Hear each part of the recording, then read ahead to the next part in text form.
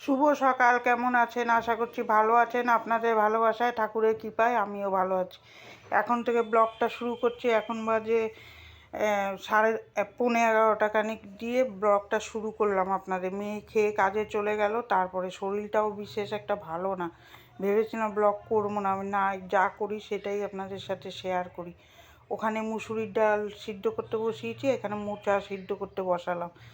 সকালে টিফিন করেছিলাম রুটি আর আলু ভাজা। মেয়েটা ওই খেয়ে গেছে, এসে আবার খেতে আসবে। এই কড়াই মোচাটা সিদ্ধ হয়ে গেছে, মোচার তরকারি করব। ধুতে হয়, মোচাটা কেটে সিদ্ধ করে ভালো করে ঠান্ডা জলে ধুয়ে নিতে হয়। তারপরে ডিম সিদ্ধ বসাবো, মোচাটা পরে করব। যা গরম পড়েছে, একদম মেঘ হয়ে পড়ে রয়েছে গুমোট। গুমোটের মধ্যে আরও বেশি গরম লাগে, দেখবেন বৃষ্টির দিনে আরও বেশি গরম লাগে। ডিমটা সিদ্ধ বসিয়ে দিলাম। তার আগের দিনও ডিম করেছিলাম, আজকেও ডিম করলাম। মাছ আনিনি, রুই মাছ এনেছিল, আমি আর করিনি, আমার ভালো লাগছিল না কালকে শরীর। মুসুরি ডালটা ঘুটে করলাম, জল দিয়ে দিলাম। ওখানে ডিমটা সিদ্ধ বসিয়েছি। এত গরম লাগে এই রান্নাঘরে, দাঁড়ানোর উপায় থাকে না। ডাল ফোড়ন দেবো, ওর জন্য শুকনো লঙ্কা বের করে নিচ্ছি। বের করে নিয়ে তারপরে ডালটা ফোড়ন দেবো গোটা জিরা দিয়ে। কালকে কিছু সেরকম রান্নাই করিনি, ইচ্ছাও করছিল না, এইটুকু করেছি। ডিমের ঝোল, মোচা, আর নিজেদের জন্য কিছু যে করব সেটা আর ইচ্ছা করছিল না। কালকে এত শরীর দুর্বল লাগছে, এই গরমে মনে হয় জল বেরিয়ে যাচ্ছে গায়ের থেকে, এত ঘামছি, তার জন্য মনে হয় শরীরটা ভালো লাগছে না। আর আমি দেখুন না, দাঁড়াতে পারি না, ওরকম এদিক ওদিক এদিক ওদিক করতে থাকি, একভাবে দাঁড়াবো না ঠিক। এই যে লঙ্কাটা ভেজে নিলাম আর গোটা জিরা দিয়ে ফোড়ন দিয়ে দেবো ডালটা। তাও ভিডিও আমি এবার ভাবছি বন্ধ করব না। কেন বন্ধ করলে আমার চ্যানেলটাও এফেক্ট হয়ে যাচ্ছে, আর টাইমও ঠিক দিতে পারছিলাম না। এখন আমি ঠিক 11:30 খানিক ভিডিওটা দেবো ভাবছি। রোজই এইটাই করবো, 11টায় ভিডিও দেবো। টাইমটা ঠিক করে নিয়েছি। কেন এতদিন আমি সেই পাচ্ছিলাম না, মোবাইলে পেজ পাচ্ছিলাম না, ওই জন্যে। ডালটা ফোড়ন দিয়ে নিলাম, এবার মোচা বসাবো। কড়াইতে তেল দিলাম, তেল দিয়ে গোটা জিরা আর তেজপাতা ফোড়ন দিয়ে আলুটা একটু লাল লাল করে ভেজে নিচ্ছি। তারপরে ওখানে লাল শাক ভাজা বসালাম। কড়াইতে তেল আর রসুন ফোড়ন দিয়ে, আমি আর বাদাম টাদাম দিই না, মাছের মাথা দিয়ে ভাজলেও ভালো লাগে। অম্বুবাচীতে শাক খায় না, কিন্তু কি করব, মানুষ খেতে চায়। আমরা খাইনি, আমরা অম্বুবাচীতে জানি শাক খেতে নেই, মা কোনো দিন আনতো না। আমরা শাকটা খাই না খুব একটা, অম্বুবাচীতে শাক খেতে নেই। এই যে এর মধ্যে একে একে মশলা দেবো। আদা বাটা দিলাম, ধনে জিরার গুঁড়ো, লঙ্কার গুঁড়ো, কাশ্মীরি মির্চ দিয়ে ভালো করে কষিয়ে নেব। মোচা তো অনেকবারই শেয়ার করেছি, মোচা অনেক রকমভাবেই খাওয়া যায়। ডালের বড়া করে দিলেও ভালো লাগতো, কিন্তু দূর কালকে আর কে করে, ভালো লাগে না। আর সারাদিন করে রান্না করতে আর ভালো লাগে না। নিজেদের জন্যও যে করব একটু ভালো কালকে একদম শরীর ছেড়ে দিয়েছিল, কিন্তু না করলেও হবে না, একার সংসার করতেই হবে। গিয়ে শুয়ে থাকবো যে, সে আর হয় না। ভাবি একের সময় বিয়ের আগেই ভালো ছিলাম, বেশ যখন ইচ্ছা কাজ করতাম, যখন ইচ্ছা বসে থাকতাম। তখন এত তো চাপ থাকতো না যে করতেই হবে, তখন জানি মা আছে, দিদিরা আছে, করবে। কিন্তু এখন তো আর সেটা নেই, এখানে তো করতেই হবে। আর বসে বসে থাকার উপায় নেই। শুয়েছিলাম, ওই জন্য চুলটা দেখুন না মাথা কীরকম হয়ে রয়েছে।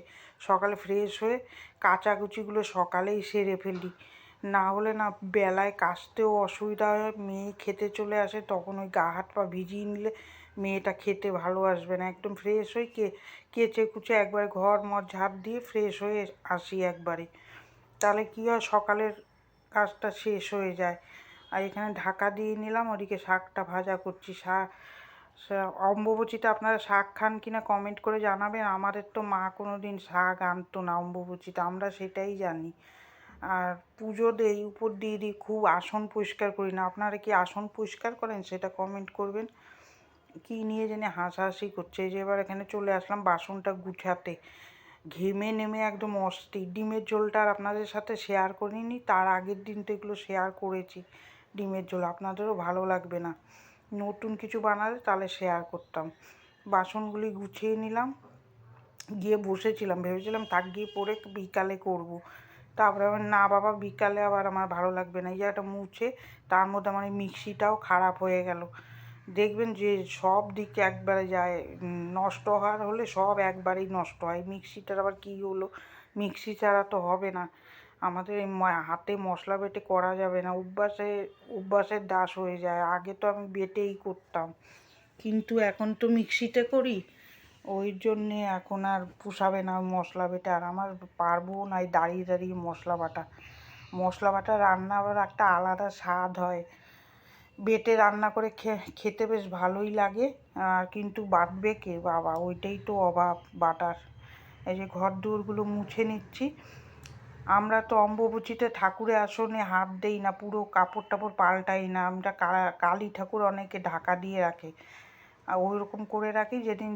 যেদিন ছাড়ে সেদিন করি না, কেন সেদিন তো অন্য বিধবা মানুষরা পরিষ্কার টরিষ্কার করে, ওই জন্য ওই দিন মা না করে, পরের দিন পরিষ্কার করতে বলে। আর এই যে সুন্দর করে এবার গ্যাসেরও ইয়েটা মুছে নিলাম। আপনাদের কীরকম নিয়ম আপনারা কমেন্ট করে জানাবেন। আমাদের তো এইগুলোই নিয়ম, আমার মাথা ঘষতে নেই, কিন্তু এখন আর মাথা না ঘষে থাকতে পারি না। আগে তো মা ঘষতেই দিত না অম্বুবাচীতে, এখন ঘষি, কী করব, মাথা নিয়ে থাকতে পারি না। আর আজকালকার বাচ্চারা কি শুনবে, আমার মেয়েকে বলি, ও কাজে যায়, মাথা না ঘষে ওইভাবে নোংরাভাবে যাওয়া যায় নাকি, ওই জন্য ও ঘষে। এখন আর অত মানা যায় না। আগে তো আমাদের মা মাথা ঘষতে দিত না, শাক আনতো না, শাক খেতে নেই বলে। আমরা তো সেটাই জানি, কিন্তু শ্বশুরবাড়িতে কোনো নিয়ম বলে ওদের কিছু নিয়ম মেনে, ওরা অত নিয়ম করতো না আমাদের শ্বশুরবাড়িতে, ওই জন্য আমিও আর অত বেশি করি না। কিন্তু বাপের বাড়িতে আবার নিয়ম করতো সব কিছু, যেটা না বলতো সেটা করতাম না, দরকার কি। আজকালকার বাচ্চাদের বললে শুনবে না, মাথা না ঘষে কি থাকবে। এই যে ঠাকুরের বাসনগুলো মেজে নিলাম, আর থাকাও যায় না। এই যে এবার এই টেবিল ক্লথটা ভেবেছি কালকে সকালে উঠে আগে ধুয়ে দেবো, এত নোংরা হচ্ছে এখানে, তেল কাজটা হচ্ছে। এই জায়গাগুলো পরিষ্কার করলাম, টাইলসগুলো পরিষ্কার করে নিচ্ছি। এইটা তো রোজেরই ডিউটি। আমার শর্ট ভিডিওতে অনেকে বেশি ভালো ভিউ আসছে, কিন্তু ফুল ভিডিওতে কেন যে ভিউ আসছে না, কিছু ভুল হচ্ছে না কি জানি না। আপনারা জানলে একটু কমেন্ট করবেন। করছি তো কষ্ট করে, দেখি কবে কেষ্ট মেলে, সব কিছুরই ধৈর্যর ব্যাপার। তারপরে চলে আসলাম এই যে ঘর মুছবো। কাজের দেখবেন সে ভালো না লাগলে কী হবে, করতে আপনার হবে, এর নামই সংসার। সংসার এইসবই যতই ইচ্ছা না করুক, দেখবেন করতেই হবে। একা সংসারে কে করে দেবে বলুন, নিজেরই করতে হবে। আর মেয়ে থাকে না, আমার আরও তাড়া লেগেছে, মেয়ে খেতে আসবে, ওই জন্য আমি ঝটপট করে করছি, জানি এসে এরকম নোংরা ভেসে ও খাওয়াতে কীরকম লাগবেও। তারপরে চলেও আসবে 1:30-2টোর মধ্যে। এই যে কী ঘরটা মুছে নিলাম, মুছে নিয়ে তারপরে চলে যাব ওই দিকে, বেরিয়ে গিয়ে রান্নাঘরটা মুছবো। ওইটা আর আপনাদের সাথে শেয়ার করব না, কি করব, এরম করেই আমার সময় কাটে। ভিডিওটা আপনাদের কার কার ভালো লাগছে কমেন্ট করে জানাবেন। আর সকালে উঠে পারা যায় না, এডিট করি, তারপরে ভয়েস দিই মেয়ে গেলে, তারপরে আবার ভিডিও আপলোডে বসিয়ে তারপরে সে পাবলিক করি। এই করতে করতে আমার বর মশাই চলে এসছে এর মধ্যে, ওই যে খাবার দিয়ে চলে এসছে, উনি এবার ওগুলো রাখবে।